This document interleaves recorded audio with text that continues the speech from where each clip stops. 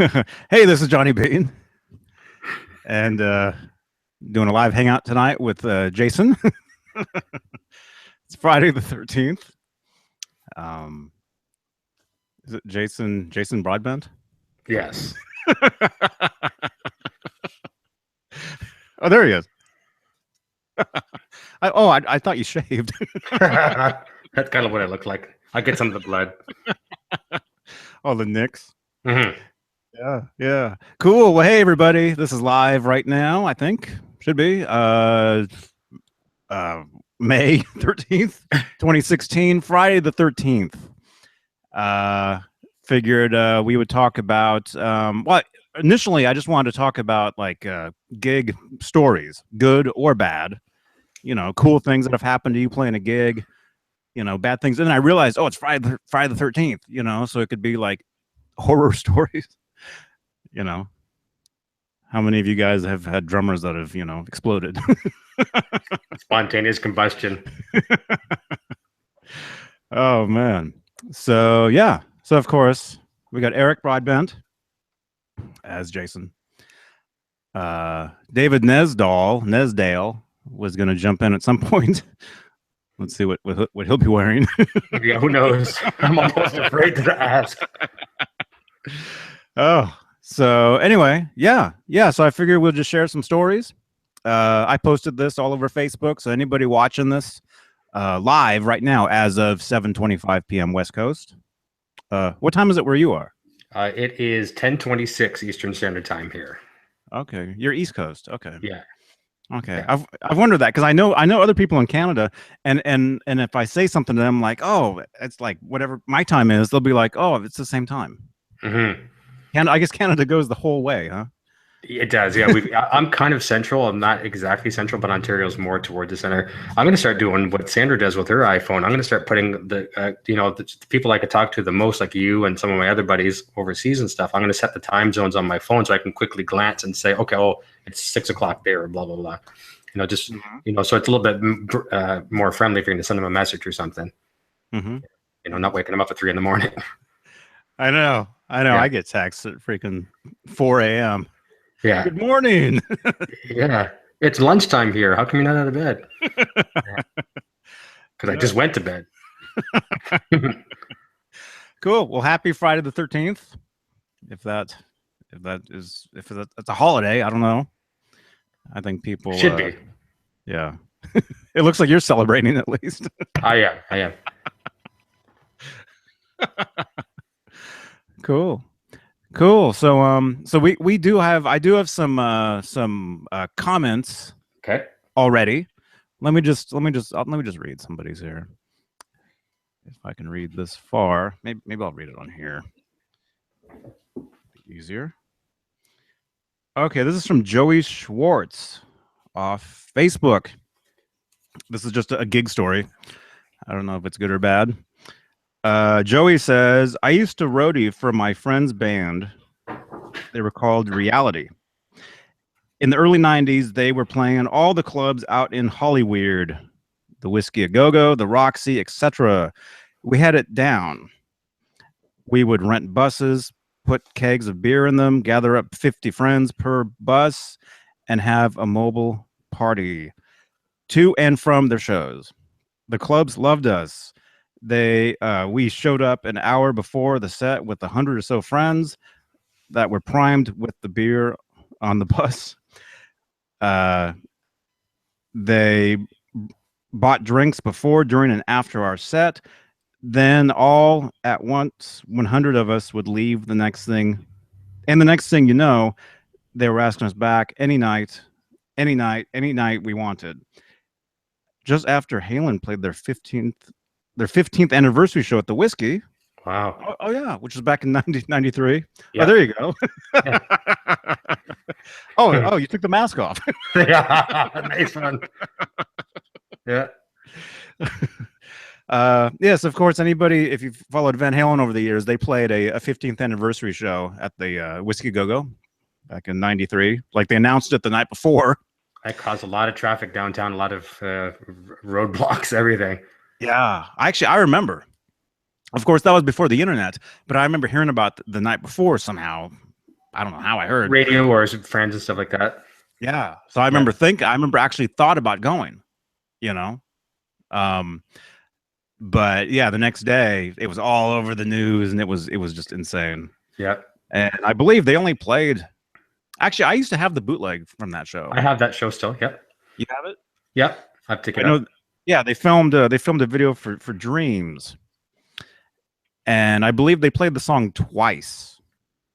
That would make sense if they're filming it. Yeah. Yeah. And it was like a mini set. It wasn't very long at all. Okay, so Joey says just after Van Halen played their 15th anniversary show at the Whiskey, which I was lucky enough to attend. In the backstage upstairs area, one of the dressing rooms had writing on the table that said Sammy did a line here. Oh, geez. Interesting. And there was an arrow, and and above the toilet in the backstage bathroom said Eddie Van Halen took a S right here with an arrow pointing. Oh boy.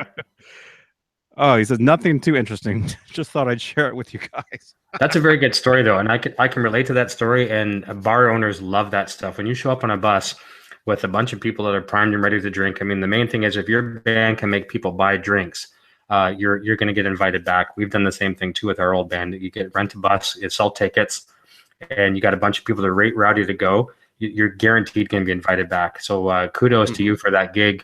That sounds like a phenomenal. You did it right. I know it's hard to take me seriously, but no, yeah, that's a great gig, man. Really happy to hear that story. Joey Schwartz, thank you for the comment, Joey. Yeah, thank you, Joey. That was cool. That was cool. Yeah, the Whiskey. That's a cool place. I've never been inside. I've been outside. I've driven by. It's right across the street from, if I remember correctly, the Viper Room. Okay. You know, another signature club. Yeah. So I would have friends that would play the Viper Room, and I would go and watch their shows. And and then after one of the things with playing the Viper Room is there's no room at all, like backstage or anything. No green room or nothing.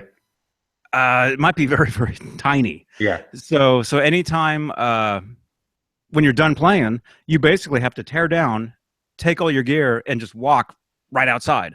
Put everything on the sidewalk. So we were out there watching my friend's gear, basically, you know, before they could go get their van to, pick all their stuff up. Yeah, you have to watch it. And I think I remember seeing across the street was the Whiskey. I think. Okay. Oh, very cool. I can relate to a much smaller gig than that, but still big in its own right, is Harpo's. You may have heard of it, like it's in Detroit. You may not have heard it down there, but it's a legendary club too. And we played there, and I don't know the exact city, and maybe it's in Detroit. I know it's in Michigan. I think it is in Detroit. But it's a kind of thing too, where you take your stuff outside, and first of all, if you don't get killed before you get to your vehicle, you've done well. But you got to watch your stuff. People, like, they have their windows smashed and everything, and you got to have 2 or 3 people guarding your stuff before you even get it to your car. So yeah, that's a horror story. I mean, we've all had those. I'm sure people, here's little things. These could be considered horror stories. Forgetting a guitar or forgetting a pedal at the club, things like, I don't know if you've ever done that. I've forgotten some things. I'm very lucky. I've only forgotten and I've only lost a couple things in my life as far as leaving it at a club. I think I lost a real nice extension cord, and that might sound silly, but it was a really high quality, high gauge, wire, like a long extension cord. One of those, probably $50. And one time I left a 5150 head at a club. And so we're, the guys in the band were taking several vehicles home, vans and trucks. And I said, guys, who took my head? I didn't take it. No, I said, come on, don't joke around. Come on, who's got it? I don't have it. Stop goofing around. And sure enough, it was left at the club. I called the club owner the next day. Yeah, we got it here. I was going to keep it. I didn't think you were going to be calling me back. I'm like, oh, thank God. Got it. And that's the thing when I like to be the guy who's tearing all my stuff down. As much as it's nice to have 20 people offering to help, I don't want the help, because I need to take an inventory where all my stuff is. And I'm very anal that way. and I'm the Tetris player when I pack stuff. I can pack so much stuff in such a small spot. You know, I like to have control over that. Mm-hmm. But that could be horror stories. You know, Yeah. I'm sure we've got a lot of kids that you know watch our videos and watch your videos, my videos and stuff like that too. We have some guitar player kids out there that are really good. They're up and coming, whether 15, 16. A horror story for them could be as simple as showing up to their talent show at their school and all of a sudden their pedal's not working, or because maybe they're running batteries and there's a dead battery in a pedal. There's so many of those little factors. You've seen things like that happen where they just go white as a ghost and I've got no sound. What do I do? And then it's the train coming off the track until it takes the whole train off, right? Mm-hmm. Those are horror stories. I'm sure everyone's got some of those. Mm-hmm. Oh yeah. Yeah, that's happened to me. Yep.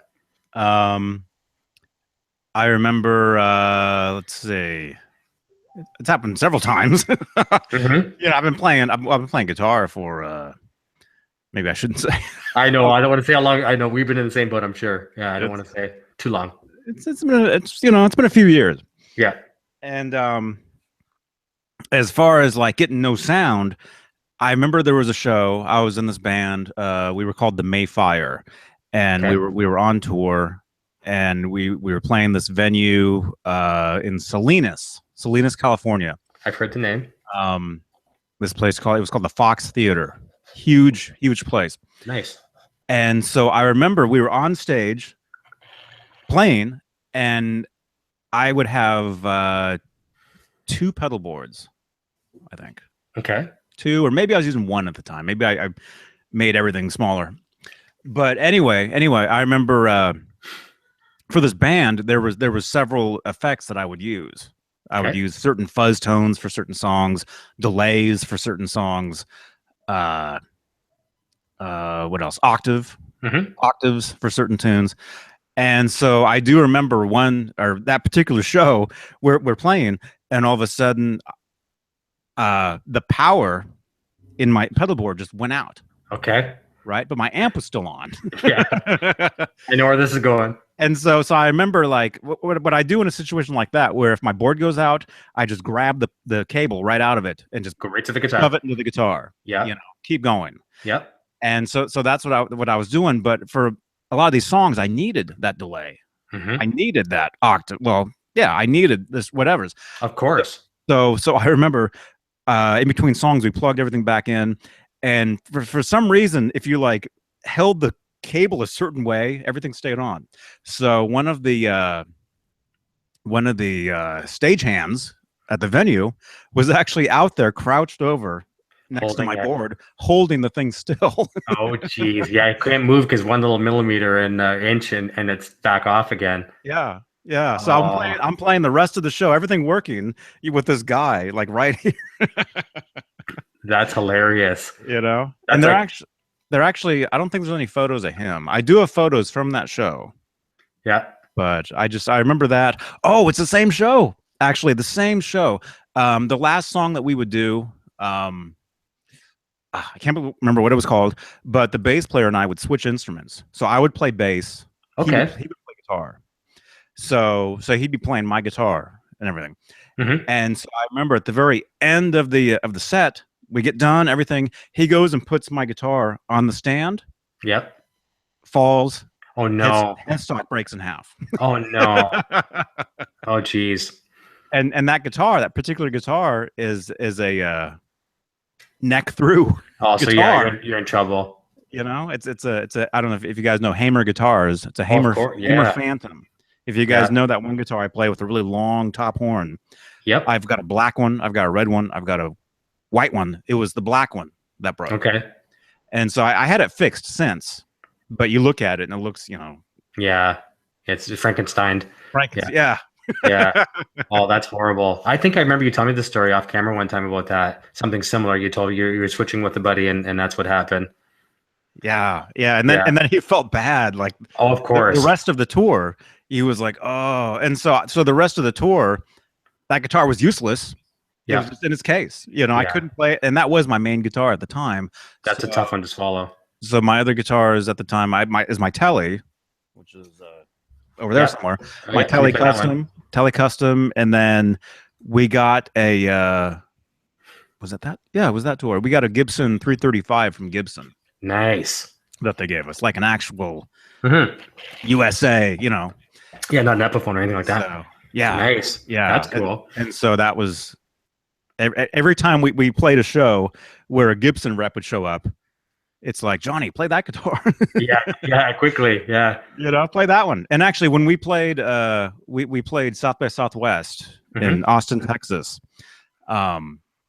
which actually there's the South by Southwest guitar show, and that's actually where I got this guitar right here. Okay. The GMW. Yeah. That's actually I got that at that show. Fantastic.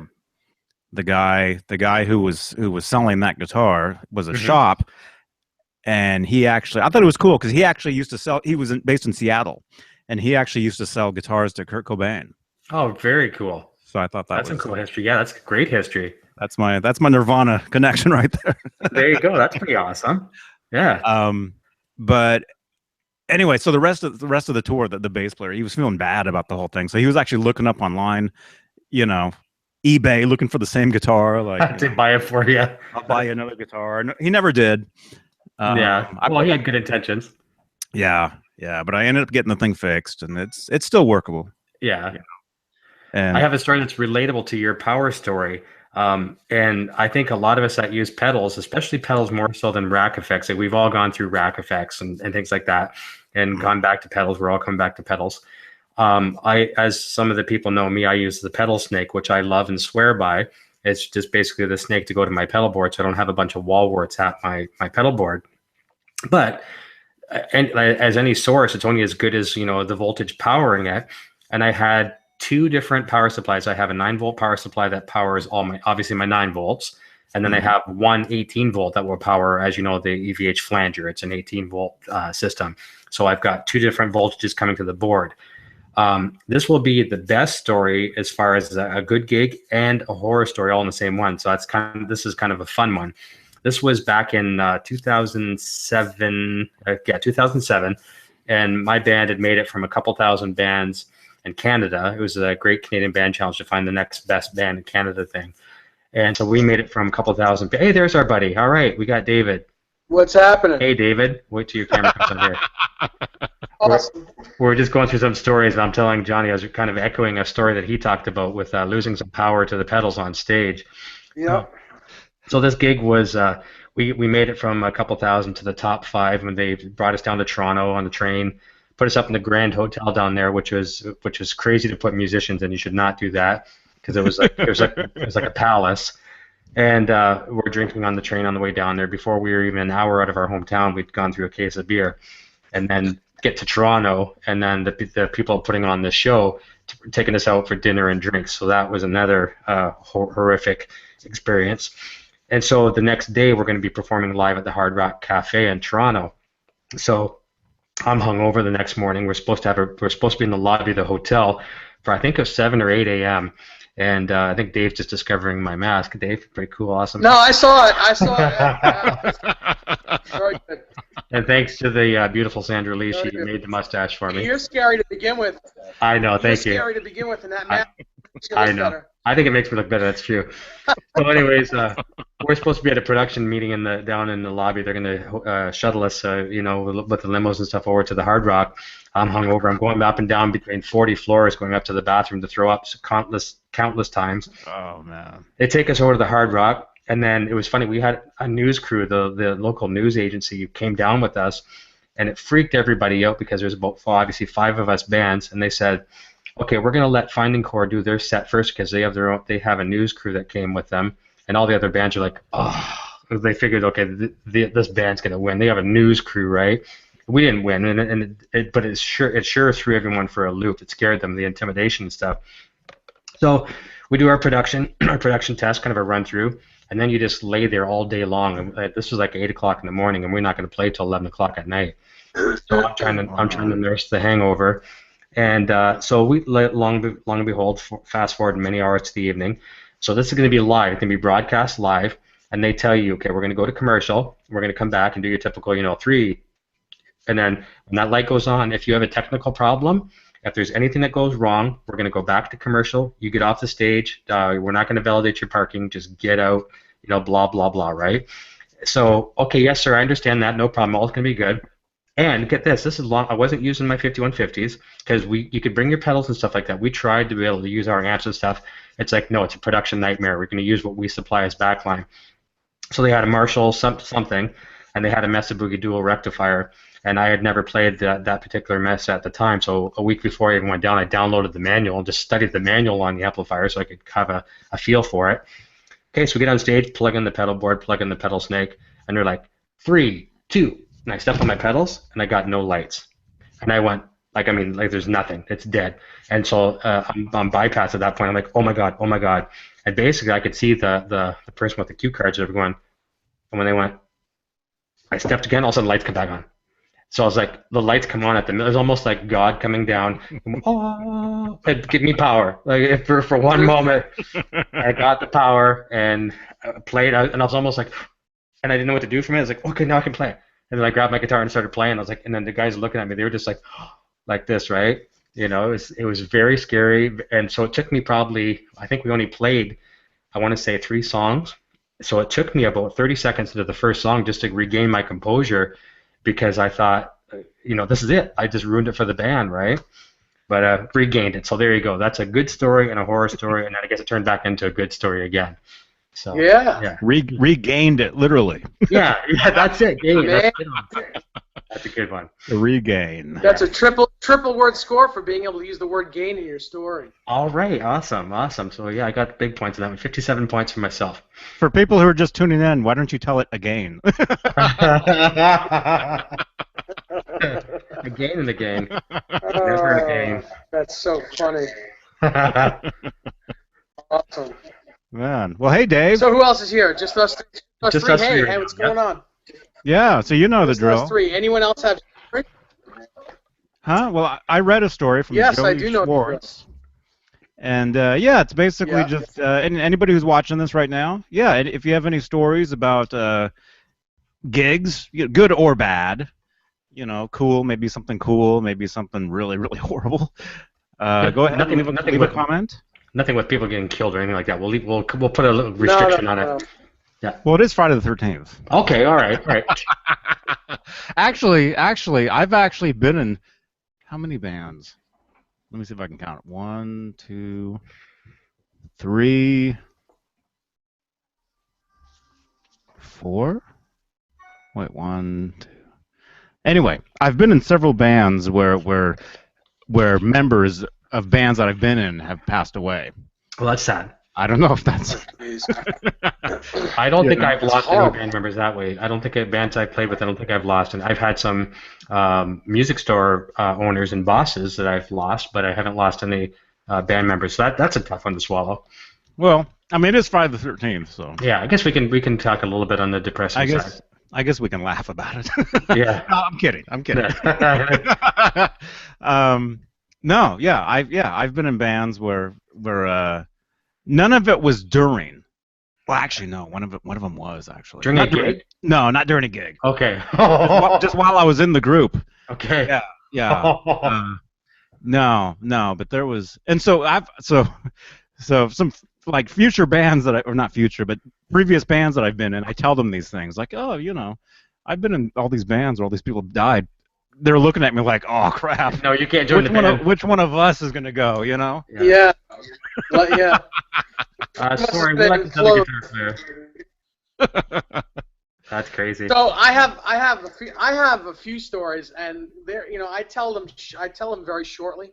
Yeah. Well, they're very short. I don't go on and on, but I did this one gig where I played rhythm guitar for Steve Vai. This was a long time ago. I guess I was 22 or 23 years old when the Passion and Warfare record came out, and I was supposed to play rhythm guitar on a choral sitar for him to play for the love of God.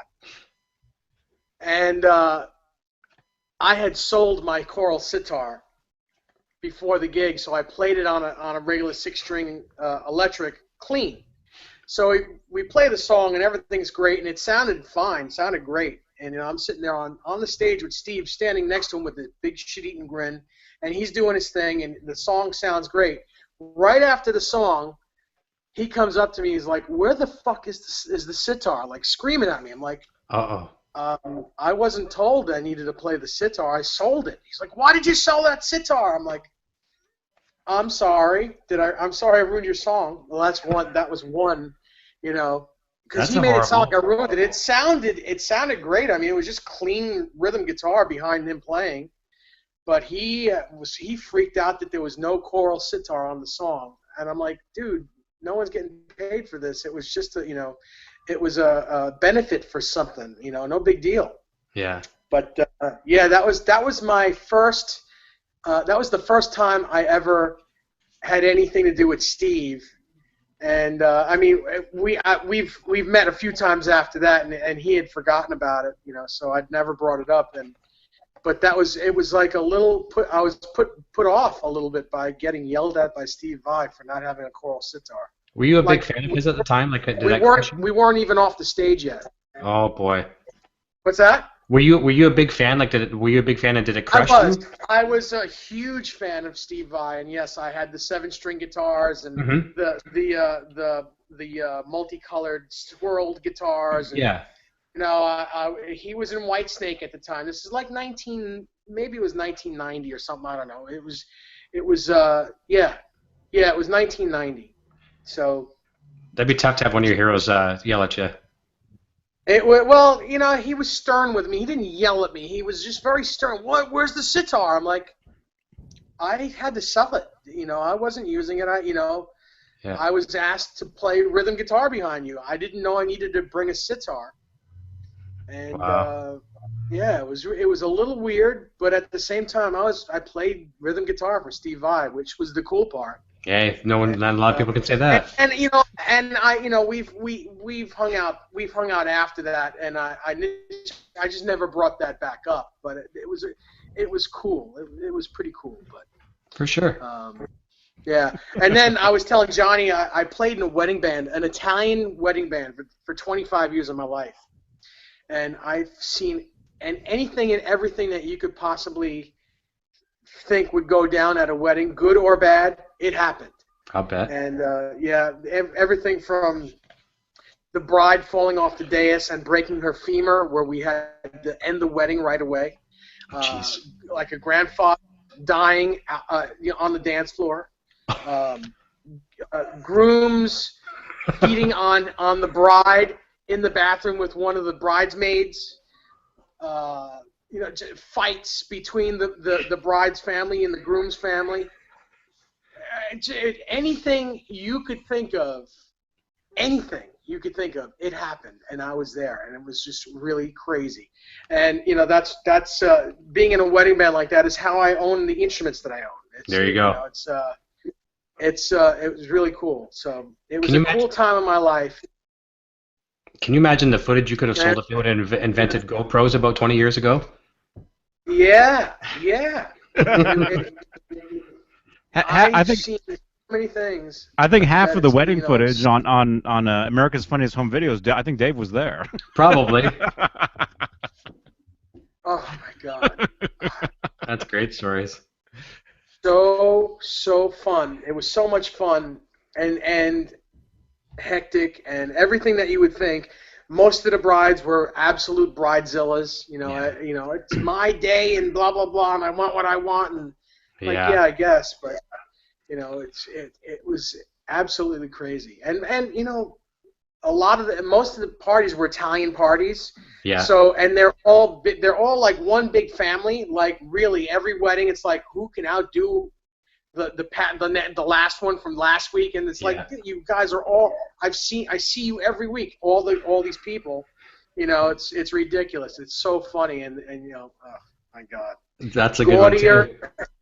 It was more gaudy and more gaudy as the years went on. It's like I bet.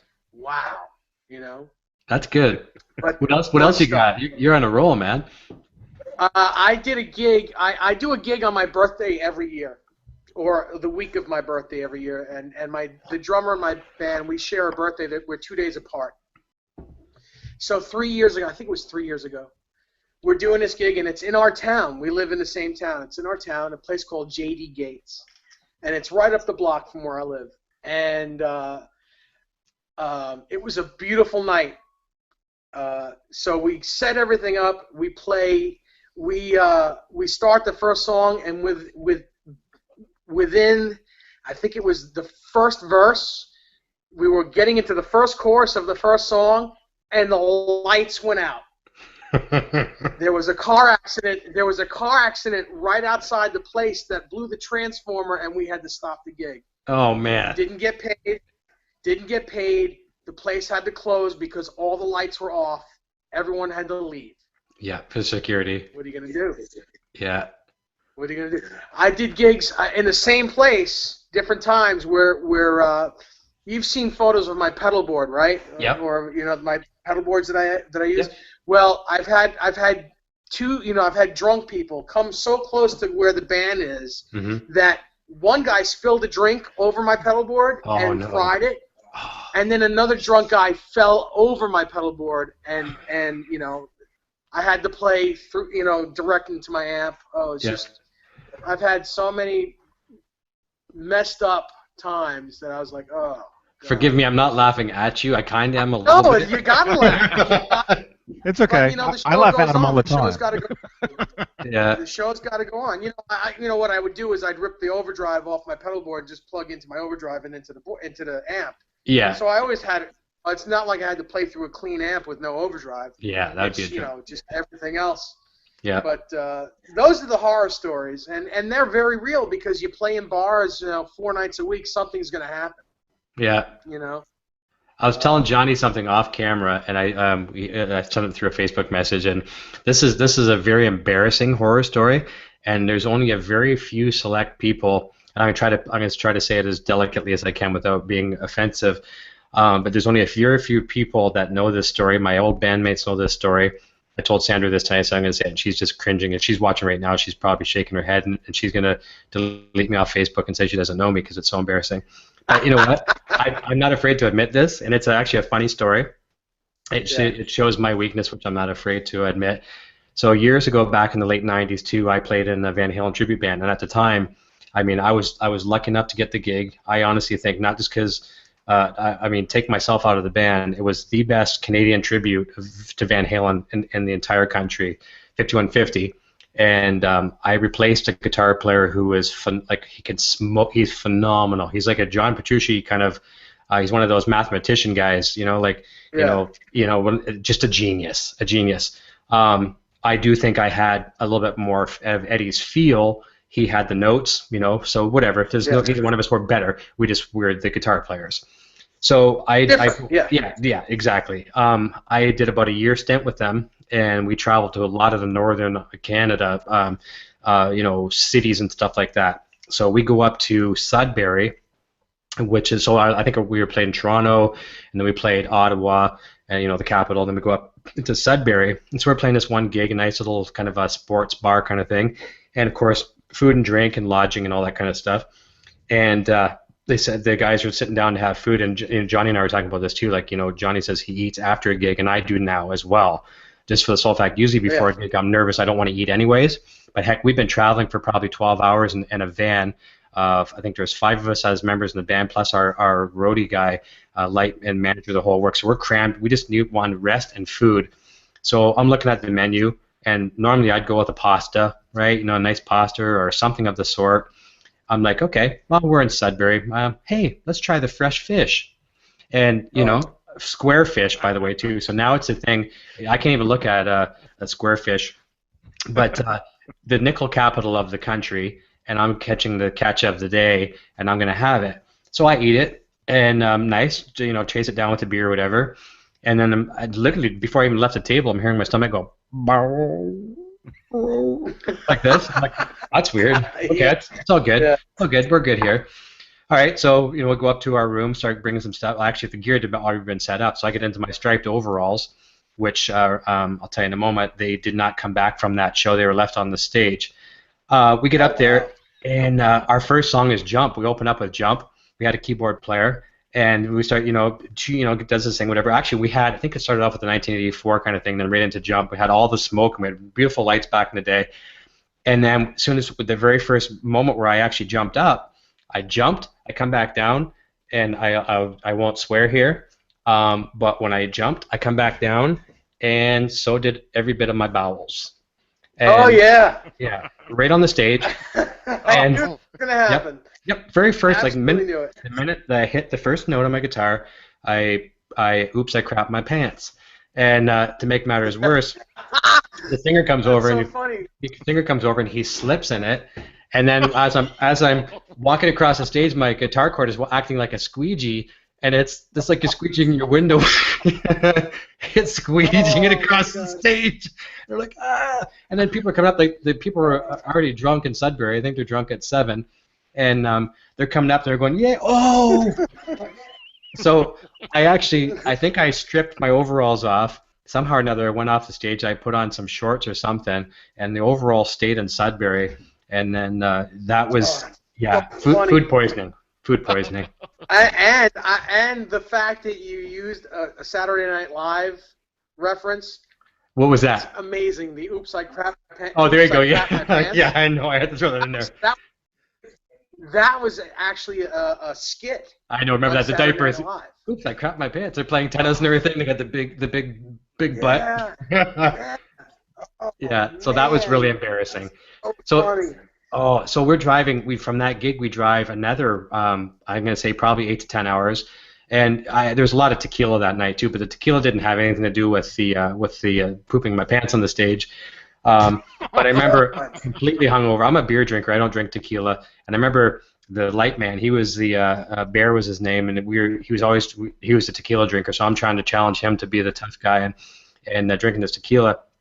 So I remember this is back in the day when we didn't have our Tim Hortons coffee shops as much as we have now. Like we had a bunch, but now they're on every other block. So we're driving through like New Brunswick or something. I don't know where we were, but we're driving through like just trees and road forever.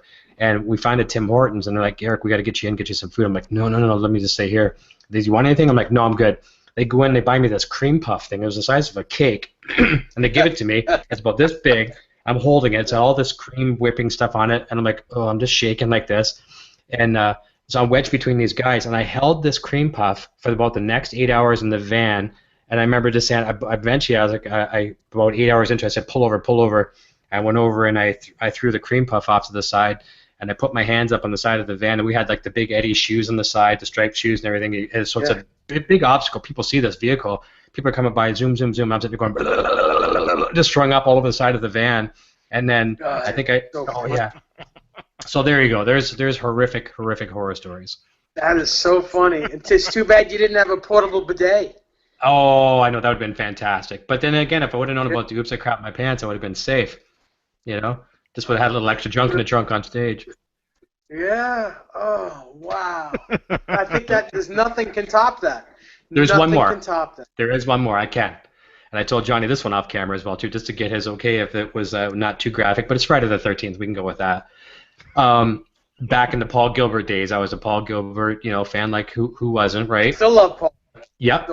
I'm not as much of a fan as I was back in the day because I can't play like I used to be able to play back in the day. So I kind of gravitate to some other stuff. Love them, but so I was in the Guitar Wars in '91, and I showed you guys that guitar. I don't even think you can see it back there. I showed the guitar I won in that Guitar Wars. It was a Yamaha Pacifica. Yeah, the Yamaha. Yeah. Mm-hmm. So that was the prize in the Guitar Wars. Never thought I'd win it, but to try to be like have that extra trick in my bag, I was going to do a power drill solo. So I made my own drill bit. Took just a bolt, two nuts, 2 washers, and took 3 picks and basically put them in like the shape of a trillium, right? So 3 picks to like a propeller, right? Mm-hmm. And I practiced this at home, and it went relatively well. And I was going to play the theme song, and David, you know about this, the Andy Griffith theme song, Sure. That thing, right? Yeah, so playing that. Yeah, but not with a cordless drill, a corded drill. So we're talking 50,000, 60,000 RPMs, whatever. As opposed to maybe 5,000, And so I'm on the stage, and I bring the picks in, and I'm playing the song. It's going good. Like at this point now, I'm just about to win the whole thing, and all of a sudden get a little too close to the strings, and it yanked, I'm going to say 3, if not 4 of the strings right off the guitar automatically, and the strings just like that. And I mean, I would look like it was like the Passion of the Christ. I was just like slashed to pieces all over the place. And people are just like, it's almost like when Gene Simmons does that little on his bass, people go, yeah. And that's what happened to me. to be. Yeah. You meant to do. You meant to make yourself bleed. Yeah. Yeah. Absolutely. So that was a horror story and maybe possibly a good story because I won the guitar award. So I'm not gonna do that again. I don't care how much I want to win something. I'm not doing that again. So there you go. So cool. Yeah, that's all I got. Man, well, you know, Paul Gilbert, he actually got his hair caught in the drill one time. I heard about that, and Billy had to reverse it or something. Yeah, Was it with, something like that. Yeah. Yeah. Yeah. On a similar note, have you guys seen these videos, these viral videos online? I have another. It's I do have another one that I'll tell you guys offline. Okay. I'll tell you this one real quick. No, that's. Yeah, I'm gonna have to save it for offline. There's this passion about over in Japan or overseas where these people want to eat corn cobs. You seen that? I saw that. So the guy's eating a corn cob like that, no problem. A girl tries to do it. It gets caught in her hair, and it actually scalps her, like rips her, and it didn't, like, it must have hurt, but not to the point where she was crying. Yeah, it ripped her hair right off clean. Yeah. Oh. Yeah. It was just like a triangle. I know. But that's she's just like, huh? Yeah, I saw that, and I was like, oh man, you knew that was coming, you know. I'd be like, oh, I got my scalp in my corn. That's the problem with. Did you see that on Facebook? I think I did. Yeah, that's usually where I'm at. Maybe I saw. I don't know where I saw it, but that's the problem with Facebook is you scroll through the videos and they just autoplay. I know. So you end up seeing stuff you don't even want to see. I know. I got some buddies that post some horrific stuff, and I've seen some things I never want to see again. And it scarred me for life. I was telling Dave, yeah, I saw something last week. Scarred me. I told Dave, I didn't tell him what I saw, but I said, dude, I just saw something that I can never forget. Is it something with a sword? No. Okay, I saw something with a sword that really offended me and upset me greatly. No. And usually if people post stuff like that and I see it, I'm like, and I'll maybe delete them. I know what you're talking about. You know, if we're talking about the animal, I don't want to know it. I'd rather see a human being die than an animal. Well, the person that posted this is actually, he's a cool dude, and so I just, forgot about it. Yeah. But, yeah, it was, yeah.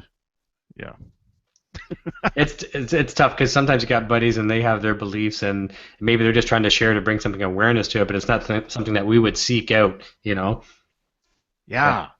And actually, I didn't see it on Facebook. In my case, it was obviously shared on Facebook. But it was because I work for the radio stations, and I was just doing some website work on one of our sites, and one of our jocks had posted a blog, and it was the corn cob thing, which was kind of funny. Obviously, that's why they posted it, and I was like, oh my goodness, So.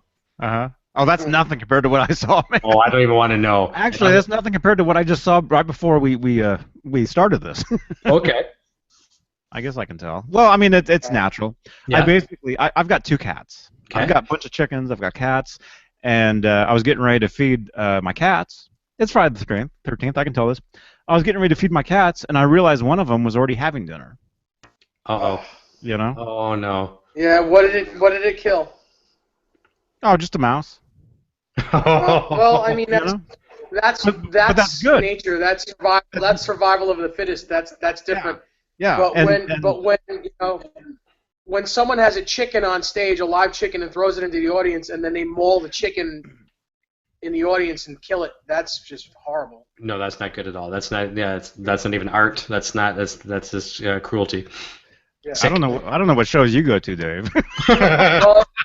Well, it was Alice Cooper actually. It was Alice Cooper. There was a chicken. He threw the chicken. He wanted to see if the chicken would fly. Are you sure? Bird. That's one of those myths.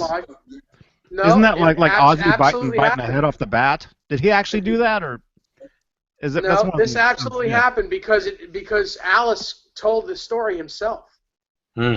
And once he threw the live chicken into the audience, people they thought it was a prop. They didn't realize it was real, so they're pulling its legs, and it's like everywhere. Horrible.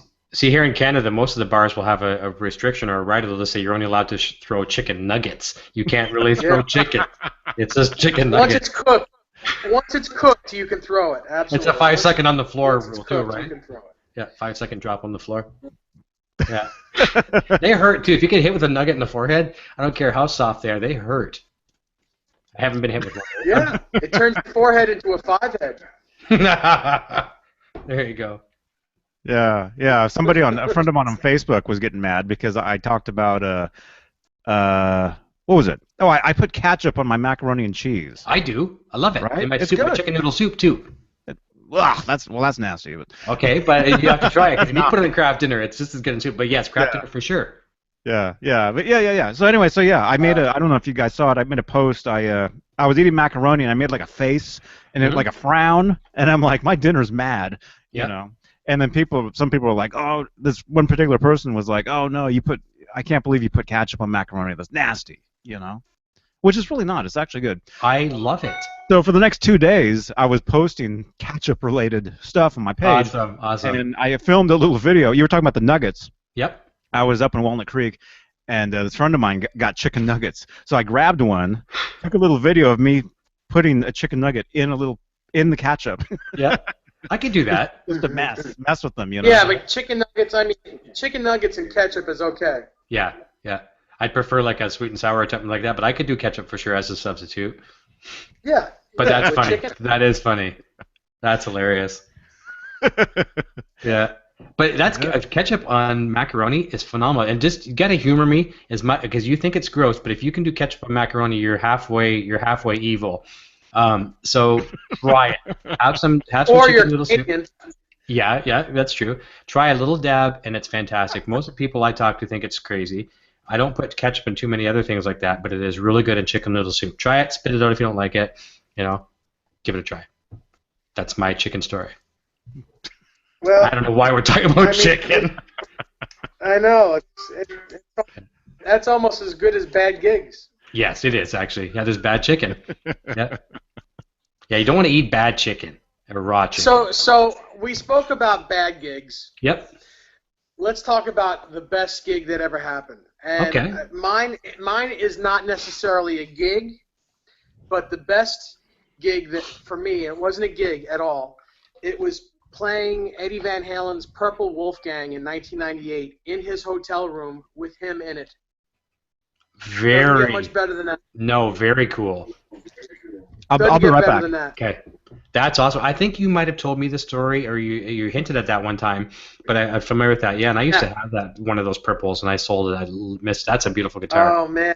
I don't care if it was a Fisher that Price guitar. No, well, that particular guitar. Mm-hmm. I say this a lot when I talk about playing any of Eddie's guitars. It was not only a religious experience, but the hair on my arms just stood straight up playing. Oh that yeah, guitar. they would that for sure. It was so good. Yeah. That and after I played that guitar, I had told him, I'm like, you know, I have 3 or 4. I don't remember how many I had. I had a bunch of PV Wolfgangs. I said, why is it that none of my Wolfgangs are as good as this one? Why? Yeah. And he was like, it's impossible. It has to be. They have to be, because I want to be able to go into a store and play my guitar. No, there's gems. There's certain gems. So I said, because I hung out with him for a week. I hung out with the whole band for a week, and I was like his gopher. Like anything he needed, I got for him. Yep. And I said, would you mind if I brought one of them? He says, why don't you bring a couple of them? I want to play them. I want to see what you're talking about. And as he's playing my guitars, he's getting more pissed and more pissed, because he's like, absolutely, these are not they're not like mine. Yeah. And he was fuming mad. Yeah. Well. So, you know, it's just, and I'm like, well, of course they're not, because you're Eddie Van Halen, and they're making yours. They're paying extra care to your guitar than they are to the guy who's paying whatever. What was it? $1,800, $1,900 for that guitar? Yeah, they were over 2,000 Canadian. Much were they? Yeah, the flame tops at the time were like almost $2,000 or something. Oh yeah, for sure they were. Yeah. You know, and yeah. So, you know, he and I had a bond. We bonded like right away. It was so cool. One of the best times of my life. But playing his guitar was ridiculous. In front of him, it was ridiculous. Yeah, getting to play it is cool. I mean, is out of this world cool. Getting to play it with Eddie Van Halen in the same room is, you know, out of this universe cool. And then having him giving you some feedback and some dialogue back and forth. I mean, that's just undescribable. Yeah. I know I can relate to it when you talk about that purple one, especially a lot of the flame tops, and you've got several now too. I still have the the black standard, the USA standard. I love that guitar. Yeah, I love that. Yeah, I like it. I like it a lot. I love it. But I worshipped the purple one that I had. And, you know, back when I wasn't, you know, successful as a business owner, or as successful, I should say, you know, I sold it off to pay some bills, and I sold it to a good buddy who's, you know, it's kind of like if you're going to let your guitar go, let it go to a good buddy who's going to take care of it. And Yeah. I'd rotate between 3 Wolfgangs on stage. The black one was my main one. And I didn't play the purple one too much because it was in such pristine condition that I never wanted to scratch it. It's just one of those things where it was a good luck charm sitting there on the rack.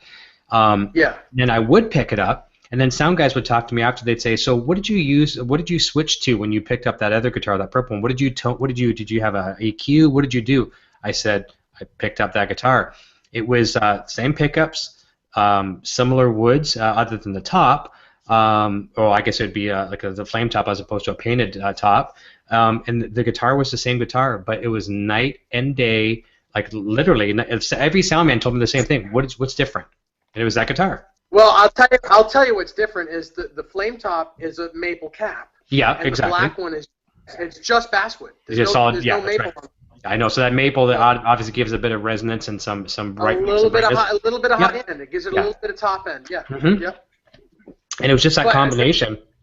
That's not to say that the black one's no good because I No. love the all back. Me too. I love basswood ones. Yep, They're me great. too. And I customize one I have, so it doesn't even look like a Wolfgang anymore. It's all chromed out.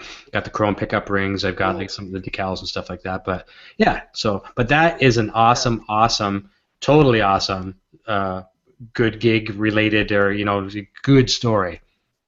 Yeah, for sure. Yeah, it's not a gig really, but I was, you know. In a way, it is. In a way, it is. You're playing for Eddie Van Halen. That's a gig. You know, you weren't paid for it, but you were paid. And I hate to I'm certainly not dropping that name, but you know we are EVH kind of like you know this is what we are. This is what we talk about. We talk about Van Halen. We talk about EVH. Yep, people know us for that for sure. All that stuff. So it's quite appropriate to if you have dealings with him to talk about him. Of course, it's great. You know. Yep. So, Totally. Yeah, it was really cool. I've never had the opportunity. I've met him a few times. I've never had the opportunity to hold one of his guitars, nor have I had the opportunity to play in front of him.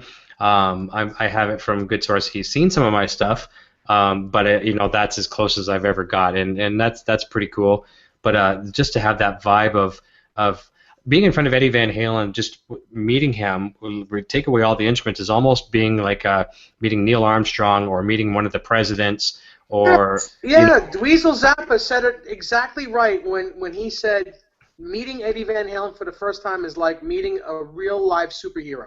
Yeah, there you go. That's a perfect analogy. It's the closest thing you're going to get to it. He doesn't fly. He does everything else. Right. You know, he's stronger than Batman. Yeah. Well, he flies on the guitar. And yes, yeah. And Johnny's absolutely right. Johnny's right. The guy is a human being. He's not. He happens to be who he is on guitar. But when you talk to him, if you're not treating him like a super fanatic, he'll talk to you forever. Yeah. He's easy to talk to. He remembers things like when I did hang out with him for that whole week, he remembered things like I didn't expect him to. Like I had lent him a wah pedal, an octave pedal, everything that he needed. I worked at Manny's Music at the time, and they did the Howard Stern show. Yep. And he asked me to bring a 5150 combo to him. That's how I met him, is because I brought it to Howard Stern, and then I got the call to bring it to his hotel room. Okay. So I went from one direction to the other, and and I did everything he asked, and he was super duper nice to me.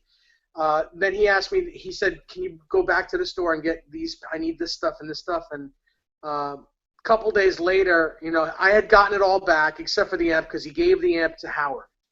Okay. And Peavy sent us another amp as a replacement. Sure. But anyway, he comes up to actually they're doing the autograph signing at Virgin Records at the time for Van Halen 3. So it's the 4 guys. It's Gary Cherone, Michael Anthony, Alex Van Halen, Eddie Van Halen, and me. Yep. sitting behind the counter as the records and everything is coming across, and I'm on Eddie's right. Okay. There's no one maybe there's a bodyguard next to me on my right. So it's the 4 guys and me, and then like a bodyguard. So they're all signing, and Eddie turns to me and says, "Oh, by the way, did you get the wah back? Did you get all the pedals back? Because I don't want you to get in trouble." He was concerned about you. He was concerned about me getting in trouble at work because he wanted to make sure that I got the pedals back that I borrowed for him. Most guys wouldn't care less if you lost a head somewhere or 3 guitars. No. Yeah. And it was like so nonchalant. He was like, "Dave, did you get the pedals back?" That's cool. Like, first of all, thank you for even remembering my Your name. I mean, First of all. Yeah. All week, Dave, did you get the pedals back? Did you get the wah back? Is everything okay? I'm like, yeah, I got everything. Don't worry about it. I got it all covered. He's like, okay, cool. I just want to make sure everything's all right. As he's signing, he's like signing stuff and looking at me and talking like, did you get blah, blah, blah, blah? I'm like, wow. That's respect. What a guy. What an amazing human being he is. That's amazing. I don't care, drunk or sober or whatever. I don't care if anyone who says they've had bad dealings experiences with him or bad experiences or that he was not a nice guy. You know what? I don't believe it because I've dealt with him 3 different times in my life. 3 different times, and every time I dealt with him, he was the nicest human being ever. Yeah. Everybody's human. I'm sure he's even had his moments. I mean, everyone's human, but I mean, it's nice that you've had positive takeaways from that. I had a moment on one of these hangouts the other night. You know, we all go through. We all have bad moments. Oh yeah. You know. Yeah. Yeah. So there's everyone has their moment, and everyone can be great. That's but true. That guy, in my eyes, is the nicest, kindest guy, and if you treat him like a regular human, he will bend over backwards for you. Yeah, there you go. And that's the coolest thing. He'll see right through it if you're just blowing smoke. Yeah, for sure. Yeah. We were the first night that I hung out with him in that row of nights. Mm-hmm. The first night we talked about golf. We talked about, we did talk a little bit about guitars and the fact that he's really the reason that I play guitar, and I told him about the first concert I ever went to was the Fair Warning show, and I was 11 years old, and he was like, that's so cool, and I'm like, but you don't get it, you don't understand, do you? You just don't understand what you are to everyone on this planet. Yeah. You're like Jimi Hendrix was in 1969 to that generation. He was like, oh no, you can't talk to me like. I'm like, I'm not blowing smoke up your ass. You got to understand that to most people, you are this living, breathing entity that is, and we got into this philosophical thing about it a little bit, and he respected it because I wasn't like, you're God. I was like, you just don't. You got to understand that people they love you and they love everything that you do, whether it's good or bad, whether it's whether you're killing your body, whether you're in the best shape of your life, whatever you do, people love you. They love you. And I said, I said I feel so like I'm. First of all, I'm living my dream talking to you and talking to you like you're my best friend instead of talking to you like you're some superhero guy. Untangible, yeah. Yeah, and he appreciated it. He was like, yeah, I know I got to understand that, but I'm just this, I'm just a musician. And I said, yeah, you're a pretty damn good musician. That's exactly how I put it. Like meeting Superman and find out he's just your high school teacher. Yeah. Yeah. Yes. Yeah. It was surreal the first night that I hung out with him, and that's the night he said, "Well, what are you doing the rest of the week?" And I said, "I don't know. What would you like, sir?" Me to do? He said, "Well, see, you can see," and he said, "See, you get the week off and shadow me and hang out with us." I'd quit my job right there. I don't care if I was making whatever. I'd quit my job. And my boss said, "Yeah, go take your vacation." Perfect. It was the coolest thing. It was perfect. It was amazing. I've got a small story, a real small. I'll make this one real short. So I have to jump here shortly, but this is a Van Halen, somewhat related. It has to do with Kevin Doogie there, and back after Van Halen was off the road and he wasn't with them anymore. Great White was on their tour, and Kevin was basically backline support for everybody in the band. And they come through Canada here. My band opened for them. This is prior to their fire incident. Right. Which was, so the things were going really good for the band. And I worked in a local music store at the time, and so our music store was providing the backline for the show. So they wanted an X amount of Marshalls, and I think we might have had one or two, but they needed like 4 or 6 Marshalls, probably some just for show, but they wanted them anyways. And we didn't have enough, so I said, well, also I'm playing, and I've got a few 5150s. I think I had 3 5150 heads, and I was using one myself, and I had two 212 combos. And so I anyways brought him in, and I had no idea Kevin was working as a tech for those guys, and I'd met him several times before, and only people that know Van Halen refer to him as Doogie. And so I walk in and see him right away, and I'm like, well, first of all, before I even saw him, he sees me carrying in these 5150s. He's like, oh my God, not PVs like this, right? And I'm like, and I look at him like, Doogie. And then I just looked at each other, and then so like no one else in the bar knew who he was, because he doesn't look like the typical bar patron, or maybe he does in some places. Yeah. I don't know. So anyways, I go over to him, shake his hand right away, give him a big hug. It was awesome. And then he goes, oh, you're doing the backline support? I said, no, actually, my band's playing. We're opening for you guys. Oh, cool. We started talking. So we get our stuff all set up, whatever, and we're an original band, but I did a guitar solo section where in my solo I incorporated Eruption into it, and I could actually play it close back in that day. I don't know whatever happened since then. But anyway, so Dookie's at the back of the bar. Believe it or not, he's stretching out, having a nap on a pool table. Like this back, he had a couple whiskeys laying on his back, and he's right out. And I'm right at the point where I'm playing Eruption. He must have jumped off the table, spilt his whiskey, and he come running up as fast as he can run up to the front of the bar. And he gives me a thumbs up, whatever. And then after the show, he said to me, I'm trying to get his words right. He said, I don't want to say exactly because it might be offensive the way it's to Eddie, but he was like, I've seen Eddie do that a lot of times. I won't say how many times. I've seen Eddie do that a lot of times. Phenomenal. And I've seen him not do it not so phenomenal. That was phenomenal. And I was like, that's cool. Okay, thank you, sir. It's one of those things where, like, oh my God, like you've watched Eddie from the stage play that solo for how many years, right? And then he actually gave me some props, and he was having a nap. I mean, he did have no reason to get and he had a fresh whiskey beside him. So why did he have to come and tell me that? So I got a couple pictures with him after, and that was really cool. That's one of those things where you file it away in the brain for a rainy day, and you go back and you reflect on it. You're like, that was cool. It doesn't ego you out or anything like that. It's just one of those things when you're having a bad day, thinking I can't play, blah blah blah, and then you remember your buddy saying, yeah. So that's one of those keepers. Yeah. Yeah. Absolutely. Yeah. There's certain little things you can think about that maybe you don't tell people, or that maybe if you do, there's certain little key moments where you remember back, and it gives you the strength boost to keep going. Yeah. We all get our runs. Or it makes you remember these guys. They're all regular people. Mm-hmm. Yeah. Yeah. They put their pants on the same way every day. Yeah. Exactly. Well, except for Chris Cross, I think. Oh yeah, exactly. Yeah. Well, they put their pants on the same way every day, which is backwards. That's right. That's right. Yep. And hanging at their knees.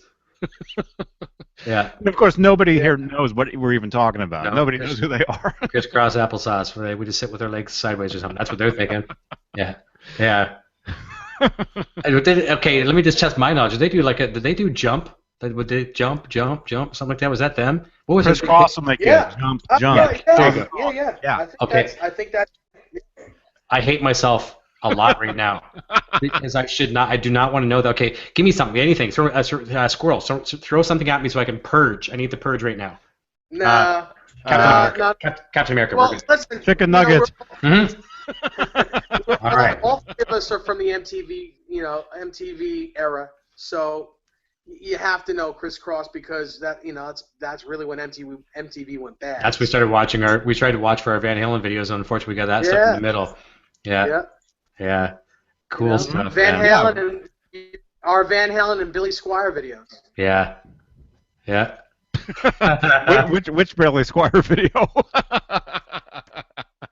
Emotions, emotion, or everyone. Not the one where he's dancing. The one, all the live footage in '81. That's the cool stuff. Yeah, I like Billy Squier. I still do to this day. I still love him. He's got the coolest guitar collection on the planet. Yeah. Really does. Yeah. He's one of the only guys that takes real vintage instruments, including 58 Les Pauls, on the road with him. Him and Joe Bonamassa are the only two guys that do it. Yeah, and play them. Yeah, those kind of instruments. Yeah, they need to they need to breathe a little bit and get some sweat, and they emanate the tone. Yeah. Yeah. Well, I think we discussed some really good horror stories and some positive ones as well too. Before you joined, Dave, we were talking about and I think a lot of kids, because I know you and I and Johnny, we all have some young kids that follow us or we follow them, and there's some genius kids out there that are up and coming guitar players. But picture their horror stories. We've all been there before too. We've all played our first talent shows at school. And, they get to school, and they're in front of all their friends in the gymnasium. And to them, it might be 250 people, might be 500, might be 100. I don't know the size of the school. But that's their big moment. They've been waiting for this. They probably don't even know the song right yet. It's like, ready, teacher says, okay, Johnny, it's your turn to go. They play, and then either the PA's dead. Little the chords, Johnny. Yeah, not you, Johnny. I mean, yeah. The guitar chord's dead because, the dad made the chord for him the night before. And just imagine that horrific... That's a horrific story that could maybe even break a person's career if they don't rebound from that. Yeah, well, it reminds me of Dweezil Zappa's other story, and it includes Van Halen, where his first gig was at a talent show at his high school or middle school or wherever, and Eddie Van Halen was there, and they were going to play "Running with the Devil," and Dweezil's guitar.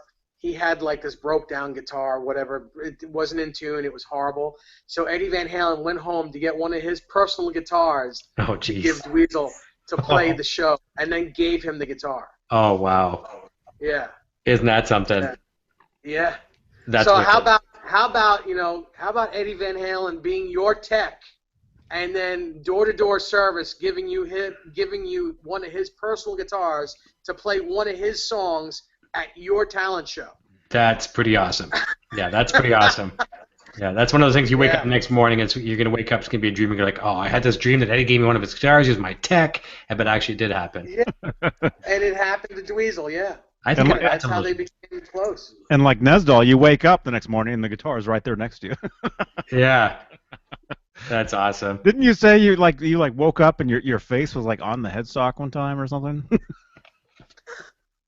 Well, I have a king size bed, and I while I'm watching TV, I'll lay with the guitar on me and play. Oh, I've fallen asleep with guitars many times. I had the only other person in my bed at the moment is my dog. I'm single, so there's plenty of room for a guitar. Yep. So instead of putting it on a stand, I must have either fallen asleep with the guitar in my hand or put it aside. And when I woke up, I had the headstock glued to my face. Oh yeah, I'd be lying. I'd be totally lying if I didn't wake up with and something in reverse writing across my forehead that says "Licensed under Floyd Rose Patents." That's happened a couple different times. Yeah, it's like right in my forehead. Yeah. Licensed under Floyd Rose Patents. Backwards, look in the mirror. It's like, what happened to me? Whoa, oh man, I better cut back the drinks. You wake up and there's a whammy bar in your forehead. Yeah. Oh my God. Yeah. Or the what's it called? A Wonder Bar. Oh no. Washburn. Wonder Bar. It's not a chocolate bar either. And if you wake up with a chocolate bar in your forehead, you better hope it's a chocolate bar. Yeah. As long as you're not eating bad fish. Yeah, square fish. Yeah, I think there might have been a chocolate bar in my forehead the next morning. Yeah. On that note, boys, I'm gonna have to jet from this conversation. It's up in Canada, don't you know? And it's getting late up here. I know it's probably just almost lunchtime your time there, Johnny. Yeah, so, I haven't even had dinner yet. Yeah. Oh, I had a rough one. Yeah, neither have I. you guys probably saw on Facebook earlier, I skip breakfast. I never eat breakfast. You know, the fiance, she'll make me breakfast, and she's always trying to insist on me eating breakfast, but I skip it just because I'm in a rush. I was supposed to meet with 4 clients today at lunch. I was only able to meet with 2. So my lunch today consisted of a bag of chips from the vending machine, and it was a little kid's Halloween-sized bag of chips. I think there's 3.5 chips in it. So I mean, I was starving. Come home and fried up a nice ribeye on the barbecue, and that took care of the hunger pains. Nice. Yeah, I'm not even sure why I started talking about that. But So you call them chips in Canada? Potato chips. Yeah, what do you call them? Yeah. Well, we call them chips, but in the UK they call them crisps. Oh yeah, no, we call them chips. Chips, eh? Yeah, they're potato chips. The only thing we say differently than you guys say, we say pop, and you guys probably call it soda. I've called it pop before. Yeah, we have. Yeah, and then again too, we also call pops. Yeah, hey, buddy's coming over, we're gonna have a couple pops. Hey, that's also beers. What do you call like submarine sandwiches? Do you call them heroes, hoagies, or subs? Subs. We in New York we call them heroes. Okay. Yeah. In Pennsylvania they call them hoagies. Okay, I've heard that term as well. In Toronto, like in some of the big metropolitan areas, there'll be the certain clique that will call them heroes and things like that. But yeah, we have like Subways and Mr. Sub and things like so we call them have subs. Subways too. Yeah. We have Subways too. What about Dave? Do you have Blimpies? Yes. Blimpies? Yeah, when I lived in Miami, Blimpies best. we would go to Blimpies. Yeah. What is that? I remember. It's like a Subway, but actually better. It's Okay. better. It's a bigger sandwich. The meats, I think, are a little better. The the fixings for it are better. The bread is better. Okay. Did they have donuts too? It's a higher quality sub place. Did they have donuts as well? No, I don't think so. Or maybe when I was in Miami, maybe next door to the Blimpies was the Dunkin' Donuts, maybe. Oh yeah, it was the same owners. I remember a lot of times leaving Desmond's studio, going out to get lunch, coming back with the Blimpies and the donuts. Oh, that's cool. Yeah, because it would be the same ownership, the same corporation owns it. Now it's Dunkin' Donuts and Baskin Robbins in the same place. Dunkino Donutos. So, they get the donuts and the ice cream that's owned by the same people. There you go. Who was that comedian? Was it Mitch Fattel or whatever his name is? They called it Dunkin' Leave it to the diabetic to know that. Yeah. I'll leave on this parting note. One of the things I'm addicted to now for food, I don't like fast food anymore because I have the world's best cook here at home. She cooks amazing. So when we eat fast food now, it's crap. It's literally crap. But for faster, I don't want to say fast food. It's faster, healthy food. We have a pita chain here in Canada, and I go to the local pita shop. Get the largest white pita, and you usually get like a Southwest steak, a little bit of pineapple, stuff like that, and you feel good when you eat it because it's healthy food as opposed to like your Burger Kings and all that kind of stuff. It's like powdered cardboard meat. Yeah, it's horrible. Yeah. It's probably been about 6 months since I've had any fast food. Yeah. And I feel great. I haven't even had pizza in about 4 months. Oh yeah. And it's because I've got this kidney issue, and I've gotten a lot healthier, lost a bunch of weight, and I feel much better. And I got to tell you, I don't miss it. Yeah, no, you won't. You I won't don't miss any of that. Yeah, when you start eating good, wholesome food, you don't miss that fast food. And the minute you have it, because I'm sure before we've all craved it. Oh, I gotta have this burger, and then now you have it, and it's just like I've thrown half of it away. And I hate spending $10 on a little combo meal and throwing it in the garbage. But it's better in the garbage than it is in your stomach. Give it to the homeless. Well, I like homemade burgers, but I like homemade. Oh yeah. Hamburgers. Yeah, she makes some great ones. Yeah, put some stovetop stuffing stuff in there, and oh man, it's just great stuff. Anyways, I'm getting hungry again. Guys, I'm gonna jump out. Thank you for having me on the show. Cool. Pleasure as always. This was a lot of fun. Yeah, Eric, it was a great time. Hey, listen, when in the very near future, when you do one of these, let's talk. Let's do like a rig rundown. Yeah, I'd love to do that. Yeah, on one of your shows. Let's do like a rig rundown on one of your shows. Love to. And as you can see off to the side there, I think you can see the lunchbox. That amp is becoming my main amp. That is freaking crazy. The only thing I don't like about it, and I may have addressed it in my my demo, it's a little noisy, but noise suppressor, problem solved. I love that thing. Yeah, I love that thing. Yeah. So My 50 watts noisy too. yeah, EVH sent me that one, and I said, sorry guys, it's not coming back, so it's staying here. I love it. I love it. I could power back up tomorrow and have some fun.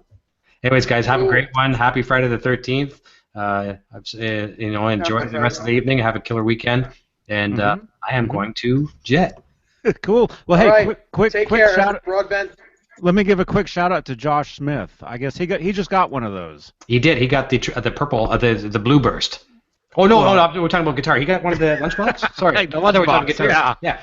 Yeah. He was asking me messages a little while ago about plugging it into his speakers and stuff. So hey, Josh, if you see this, thumbs up, dude. Yeah, way to go. Sorry, I got sidetracked on the guitar. Before you go, Eric, did you notice that I just got a couple of new Wolfgangs myself? I did. Oh yeah, I did. I got the red special and the white the new white USA. Yes. I know. I saw them both. Way to go, man. Congrats to you for sure. Beautiful guitars. I mean, you got a beautiful collection, but that's nice additions to that. Yeah. Yeah. For sure. They've become my main ones, and I'm getting another one. I think this week I'm getting a hardtail USA in the tricolor sunburst. Okay. Very nice. I'm gonna have a fun week next week. I'm gonna get the second transparent. It's hard to. Oh, you're the one that Adam is doing for you. Yeah, it's going to Adam. I talked to Adam and I said, "Here's my Christmas list," and I just said I wanted 4 things on it. So he's going to take care of that, and he sent it back. And I thought, instead of doing a video, playing it, and then go disassembling this guitar, and then putting all the pieces in there, Adam's going to do it for me. So I'll play little Eric's guitar, play it for a second. I'll do some clean, some distorted stuff like that. Then I'll grab the one with the Floyd upgrades, FU tone stuff, and then we'll see what it sounds like as well too. And I'm anticipating a good demo out of that. That's great. Of course, now my boy's mad because he wants that stuff. So I'm like, okay, then we'll upgrade yours after too. He's really picky that way. Yeah. But he's a cool kid. Cool. All right. I'm going to check, guys. We'll talk to you real soon. Thanks for watching, everybody. Love you all. Check out ericbroadbent.com. All right. Cheers. Cool. All right. See you, man. Bye. Hey, listen. Yeah. We can keep. You're still around? Yeah, man. I'm up. You're still awake? Okay. Yeah. We do have some more comments to read. People have chimed in with comments, questions. I have to tuck in my chickens real quick.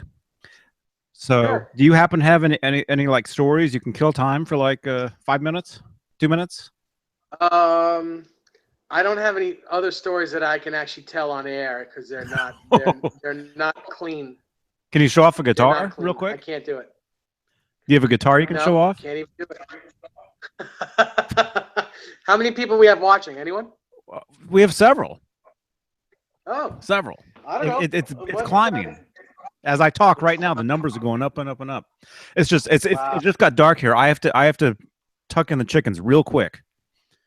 Oh yeah, the numbers, it keeps going. People are jumping in left and right here. Okay. Well, let me see if I can. Guitars. Let Real me see quick. if I can show something off. And then we'll keep the we'll keep the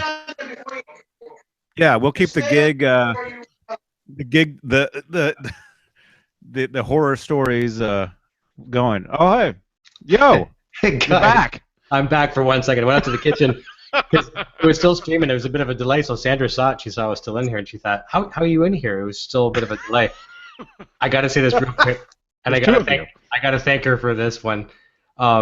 This is their ultimate horrific story. Okay, it's real fast. Oh, good. Well, hey, let me tuck in my chickens real quick. Okay, all right. Go ahead, tell your story. I'll be right back.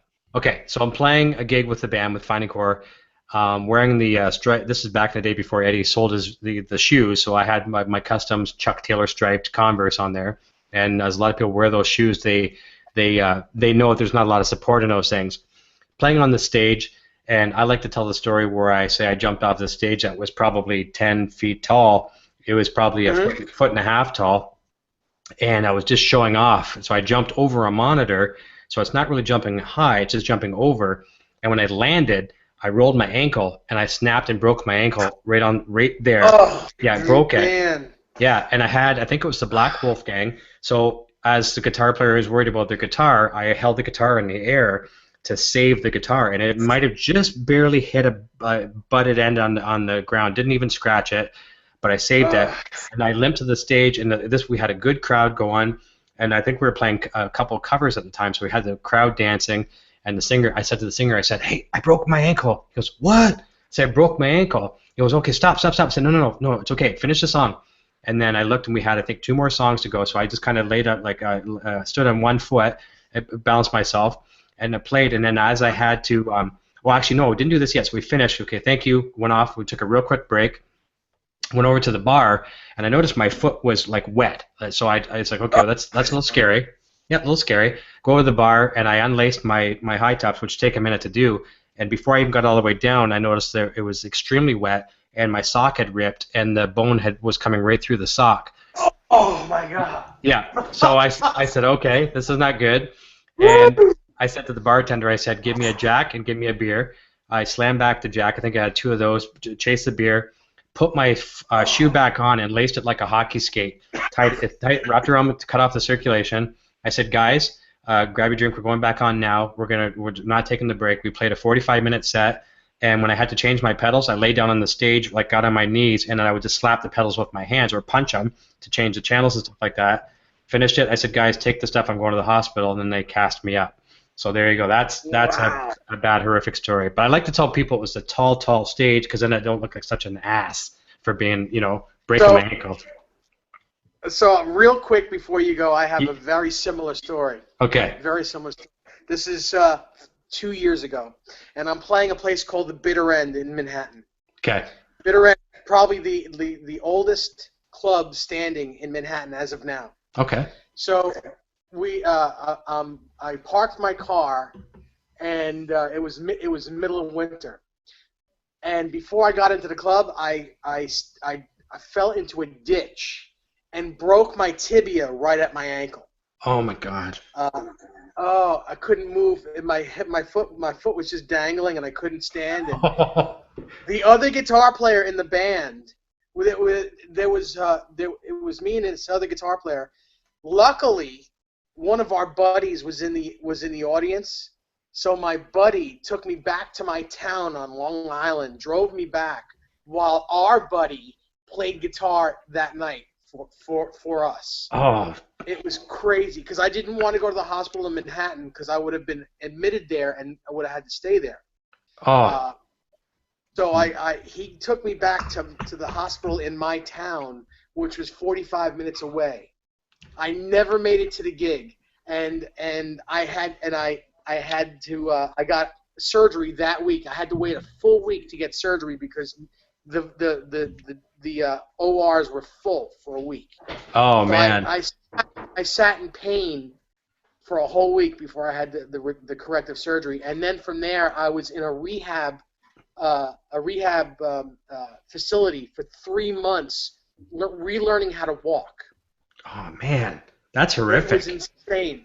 It was insane. And the whole time, I didn't miss anyone. I missed my dog. Oh, missed yeah. my dog. I didn't miss anyone else. It was horrible. Well, I mean, I missed everyone, but really, it broke my heart that I couldn't see my dog for 3 months. Yeah, that would, when you're that close, for sure. Oh my God. Sandra just gave me a note. She came in. She brought in a fresh, cold, carbonated beverage for me, and she passed me a note too. She keeps track of all the horror stories. I think she could write a book on why I should be dead today. And one was, I don't know, I don't remember the whole story, and I'm gonna get her to tomorrow on Facebook. I'll get her to post it and I'll share it. But she reminded me of the Pancake Massacre, and it was a gig. It was a gig we did, and I don't know why we're playing at a pancake house.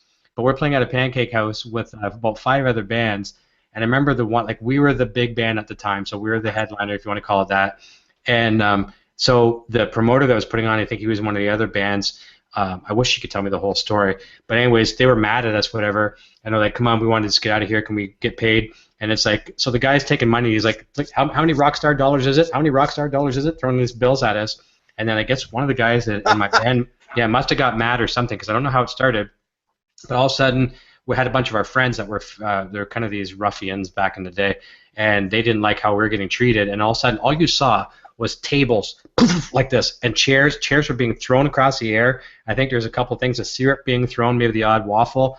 That's hilarious. And it was like we were like, Sandra was grabbing my guitarist to save them. She's running out, and we're just trying to get out of this pancake house, and it turned into like no one died, but it was a massacre. And every police in the entire city were there. And I still have to get to the bottom of why it started. I don't know, but it was one of those scary moments where you thought you were probably going to die. It was violent, all over, syrup and Rockstar dollars. That's so funny. Crazy. So that's my story. Yeah, Johnny, if you missed the other one while you're out, the Cole's Notes version of that story was I broke my ankle on stage wearing the Eddie Van Halen Converse Chuck Taylors, and went to the bar to check it out to see how it was. I took off my shoe, and the bone was through the sock. So got a quick shot of Jack and a beer, laced up my shoe like a hockey skate, back on stage, played on one knee, and I would punch my pedals with my fist to change it because I couldn't use my foot. And then the guys took my gear home, and I went to the hospital and got a cast. So that was fun. Man. Yeah, there you go. All right, now I'm gone for the evening. Love you guys. All right, and we will talk real soon. Yes. All right. All right. You got it. Right. Take care, Eric. Cheers, guys. See you, man. Wow. Ouch. Dang. Yeah. And I did you hear the story that I told afterwards? No. No, I broke my tibia at my ankle on my way to a gig in Manhattan a couple years ago. And you called me. You told me. Yeah. I remember that. I remember what happened. Yeah. That's horrible. That's terrible, dude. That's terrible. Well, hey, let me read some comments. We've gotten some comments. Sure. Yeah. Joel Thornell says nothing professional, but used to have house parties and play music. It was great until a girl got too drunk and fell into the toilet face first and broke the toilet. Somehow didn't break her face though. She gave me half the money for a new toilet. LOL. That's great. Man. And then our friend Teddy. What else? Our friend Teddy writes in. You know Teddy. Hey, Teddy. Yeah. Teddy says, I remember when my school was doing the Broadway rendition of the musical Rent, not the high school version. And I was in the pit. I popped a string 45 minutes before the show, and I had to run about 15 blocks to the nearest guitar center to get new strings. I wasn't expecting them to break because I changed them the day before for last night's performance. Yeah, dude. Yeah, even with a fresh set of strings, you can break a string. You could, because myself when I play a show, or when I'm on tour, I have two guitars at least, a main guitar, a backup guitar, and my main guitar, I change the strings. I would change the strings every 2 nights. So I would go through 2 shows with the same main guitar, and then if I had to use the other guitar, I would use it. Or sometimes I would have to use the other guitar for, well, say for instance, if my main guitar is a Telecaster with no whammy bar, but if there's a song that requires whammy, that's the backup guitar, right? Mm-hmm. Like 1 song, 2 songs, whatever. So the backup guitar with the whammy bar would get new strings maybe whenever it needed it, every few, several shows, whatever, but that's one of the morals to the whole story is you cannot predict what's going to happen. Stuff is going to break,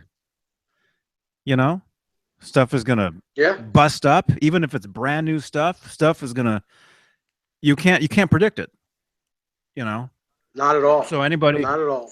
If you're out there, if you haven't played, if you play in your bedroom, if you play, for YouTube videos, you do make your videos, you play guitar or whatever, it's a totally different world doing that.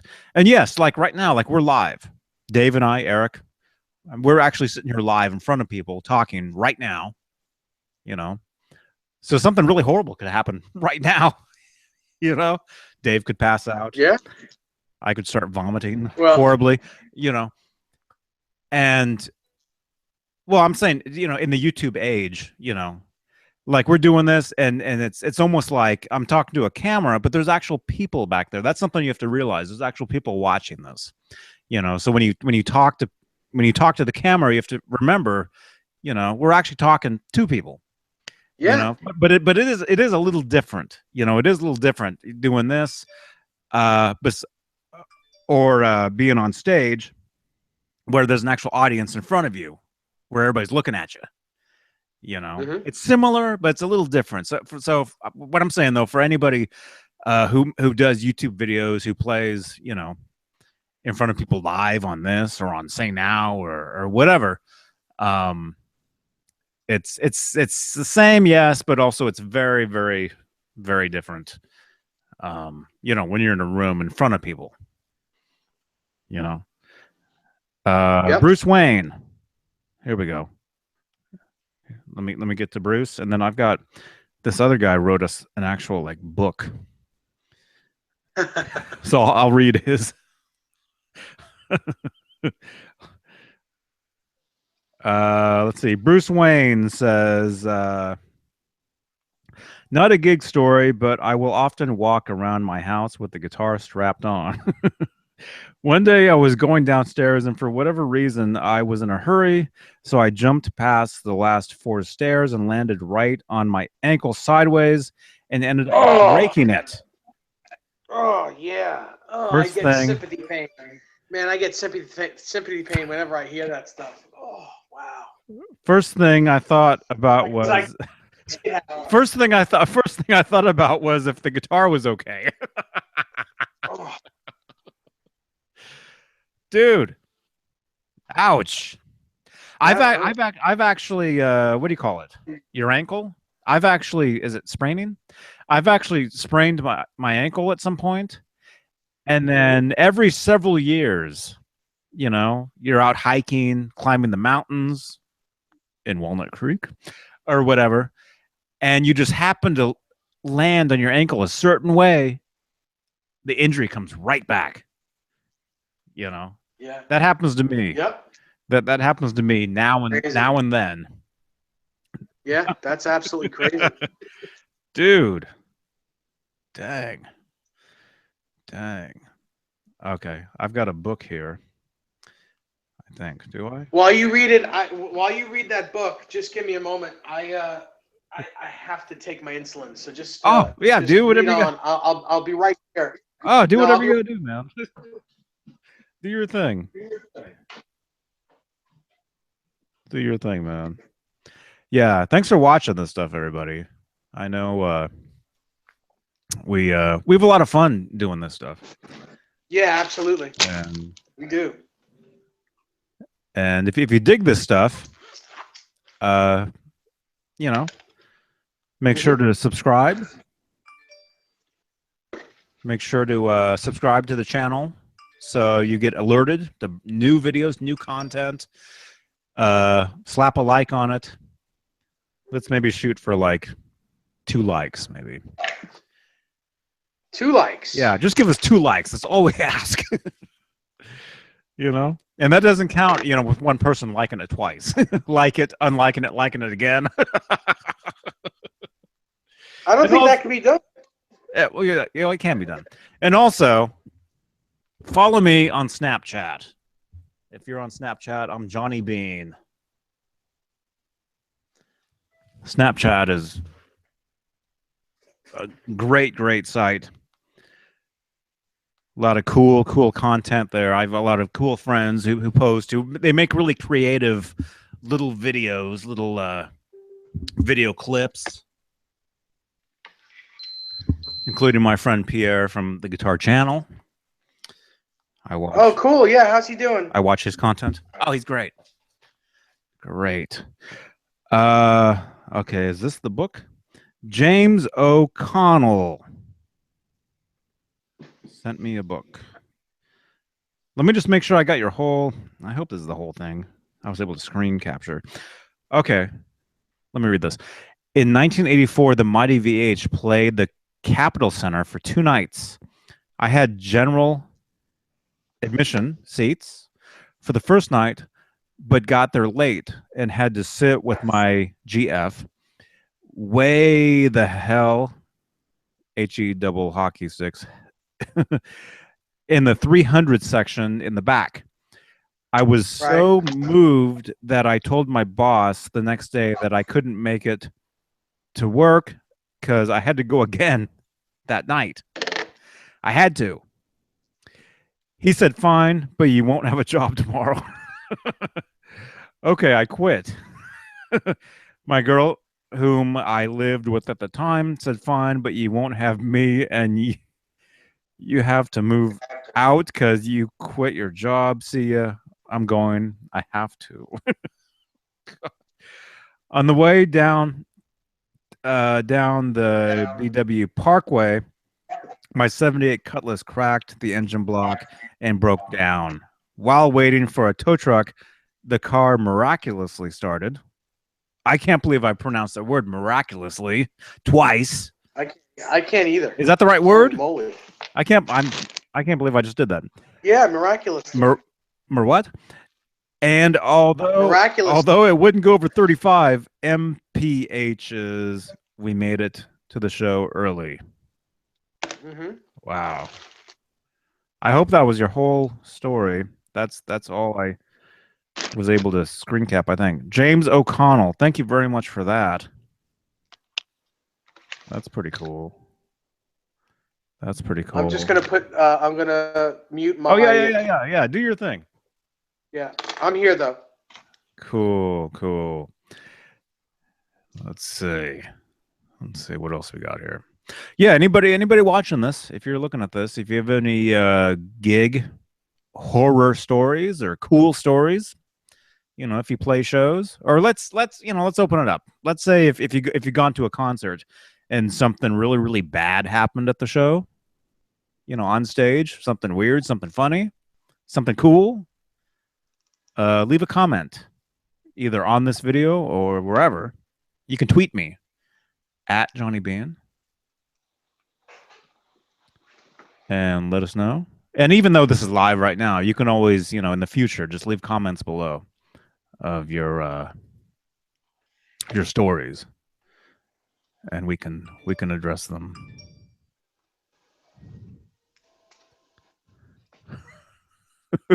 Sounds like people are leaving stories with you now. Susan J. Pasculli just tagged me in a post. Okay. It happens. Let's see, what's that? Just make. Okay. Cool. Yeah, she posted me in like an Eddie Van Halen photo. She either makes or I know Susan. Reposts a lot of photos. She lives in Jersey. She's cool. She lives on the East Coast. Oh yeah? Yeah. Susan's cool. Cool people. That's cool. Hey Susan, if you happen to see this.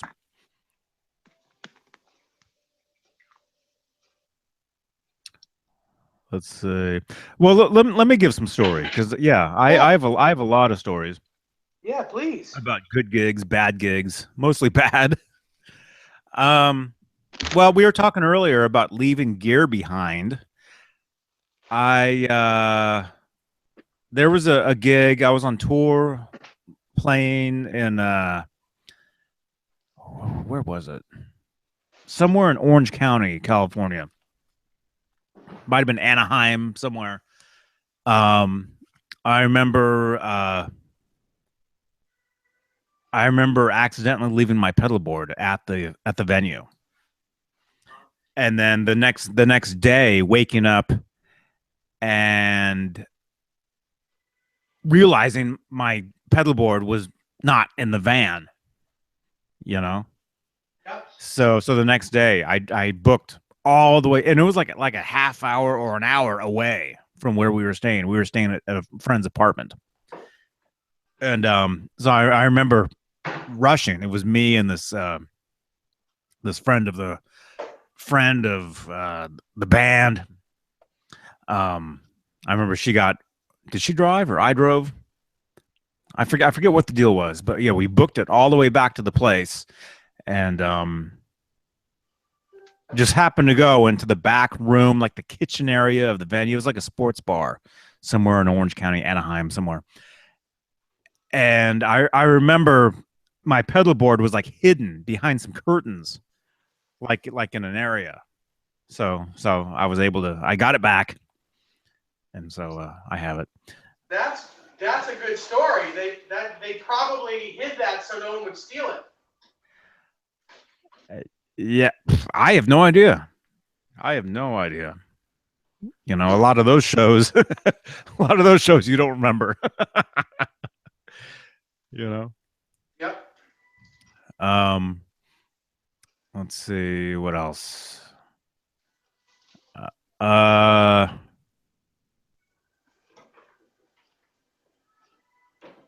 Let's see. I mean, just, you know, I mean, there's everybody breaks, you know, strings on stage. It happens, and that's something you dread.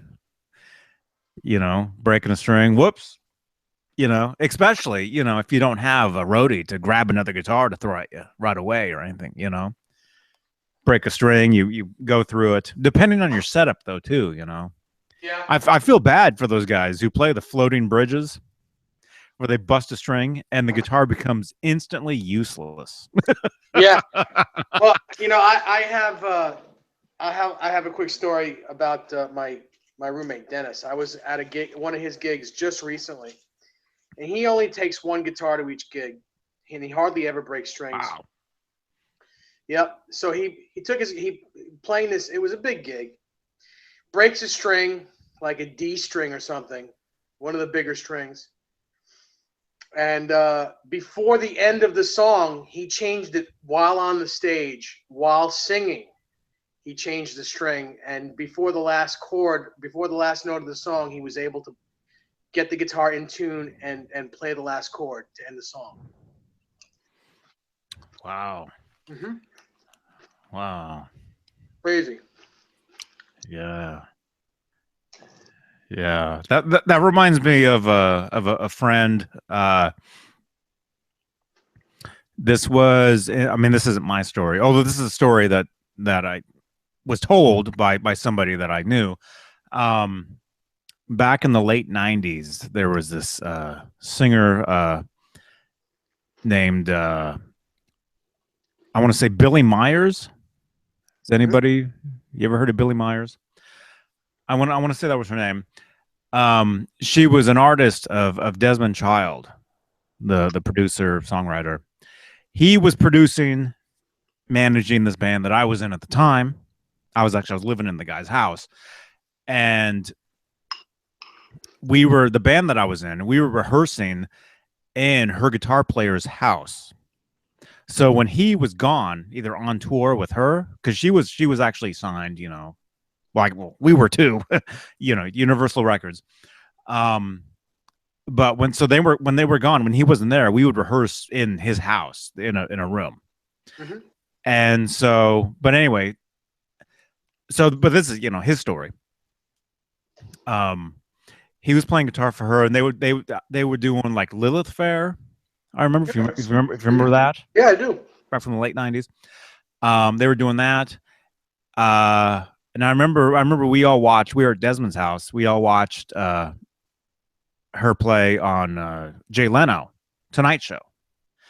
And our friend, the guitar player, you know, the guy we rehearsed in his house, he was, you know, on the Tonight Show playing, you know, the guitar. But there was another story to either a Lilith Fair performance or something where he starts playing, and for some reason the guitar was in the wrong key or something, so he had to transpose the whole song on the fly, you know, during the show. Mm-hmm. Either the song or maybe the whole set. Yeah, I forget what the story was. Something like that, though, you know. Wow. You know, so that's one thing. If you if you play guitar, if you play music, make sure if you can know the stuff well enough where you can play it in a different key than what you're used to playing it, you know, because that happened to Van Halen. Remember was it the 2007-8 tour where Jump came on? But I want to say the keyboard in Jump was like played at a slightly different pitch. It wasn't the right pitch. There was a lot of controversy. A lot of people thought it was Eddie's guitar that was out of tune. I don't think it was his guitar. I think it was the keyboard played back at the wrong pitch. And so everybody had to play to a keyboard. They had to on the fly play, but Eddie couldn't hear it, I guess. Or if you watch the video, do you remember that video I'm talking about? Yeah, I do remember it, and it's not the first time that happened. Mm-hmm. I was at, what show was I at? It might have been 07. It might have been the show I was at. Where I think Alex either didn't have his cans on or his cans weren't working. Mm-hmm. It was a different scenario, but it was Jump. And Alex wasn't in time with the keyboard, with the sampled keyboard, and the whole song was slightly off. Everyone was playing off from the keyboard. It was crazy. It was crazy. Mm-hmm. And now, you could tell it was either on a video that I have or the show that I went to. I can't remember, but it was one of them. Mm-hmm. And it was the 07-08 tour. It was the show I went to. It was Madison Square Garden, because it was one of the shows I went to. Mm-hmm. Yeah. Mm-hmm. Yep. Yeah. Speaking of Alex, yeah, there's a video. There's a bootleg video. It's the show. You know the show that they showed on 1995 MTV. Yeah, the Florida. The Florida Pensacola, yes. Pensacola, yeah. Yes, there's actually an audience recording of that bootleg. Somebody sent me the DVDs of it. You probably have it on VHS. Right. But one of the keyboard songs, I want to say like "When It's Love" or something, comes on, and apparently it was way too hot in his cans. Which, for those of you who don't know what we're talking about, these things. And there's the camera pans by him, and you can see him. He's looking to the side, and he's like yelling, and he's like going like this. He's like, meaning, turn the keyboards down. Right. You know. Yeah. Like he was like, mm-hmm. You know. So I guess that's the hand signal for keyboard. Either that or, you know, with Michael Jackson, it's Thriller. or if you're Teen Wolf, wasn't there a dance Teen Wolf did? Yeah. Oh. Yep. I don't ever tell anyone I just did that. Cool. Well, hey, I think we should wrap it up. Okay. I have to have my dinner. Great talking to you, man. This is cool. Same here. Thanks for waiting for me. Oh, of course. We'll do it again. And yeah, thanks to Eric Broadbent. Thanks to everybody for comments. We have more comments. We'll get to them. So cool. All right, Dave. Great talking to you, man. Yeah. See you later. Johnny Bean. JohnnyBean.com. Keep rocking, everybody. And we'll see you next time. This was fun. We'll do this. We'll do it again. And we'll do it live. We'll do it live. All right. Peace. All right. Bye-bye. See ya.